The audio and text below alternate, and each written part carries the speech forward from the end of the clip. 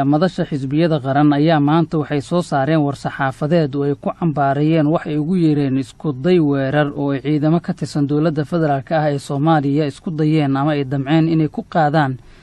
xarunta madasha xisbiyada qaran sidoo kalena ah hoyga oo Muqdisho ka degan yahay madaxweynihii hore ee Soomaaliya Sheekh Shariif Sheekh Axmed.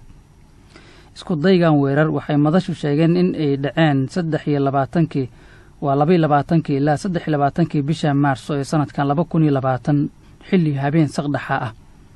shirqoolkaas waxay madasha xisbiyada qaran ay aaminsan tahay inuu ahaa mid lagu bartilmaameysanayo hogaamiyaha madasha xisbiyada qaran sidoo kalena ah madaxweynihii hore ee Soomaaliya Sheekh Shariif Sheekh Axmed.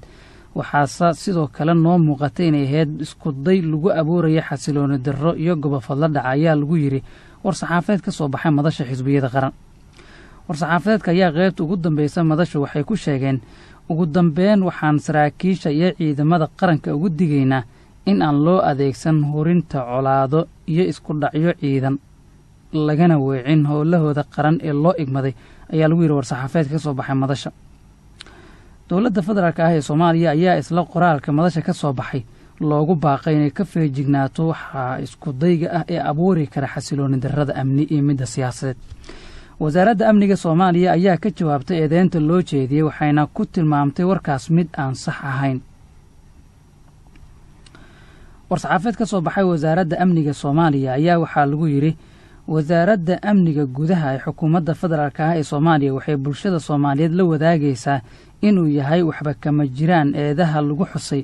qoraal lagu sheegay in oo ka soo baxay madasha xisbiyada qaran kaas oo lagu sheegay in lagu weeraray ama la isku dayay weer lagu qaado guriga madaxweynihii hore ee Soomaaliya Sheekh Shariif Sheekh Axmed.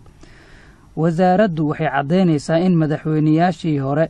iyo madaxweynaha hadda talada haya amnigooda uu waajib ka saaran yahay ciidanka gaarka u tababaran ee madaxda ilaalisa ee koofiyad.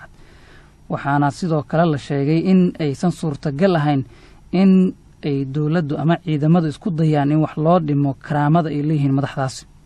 qaybta ugu dambaysa wasaaradda amniga qoraalka ka soo baxay waxaa lagu yiri dowladda federaalka ah ee Soomaaliya waxay ka digaysaa ficilada xun iyo wararka been abuurka ah ay shakhsiyaad la garanayo ku doonayaan inay dano siyaasadeed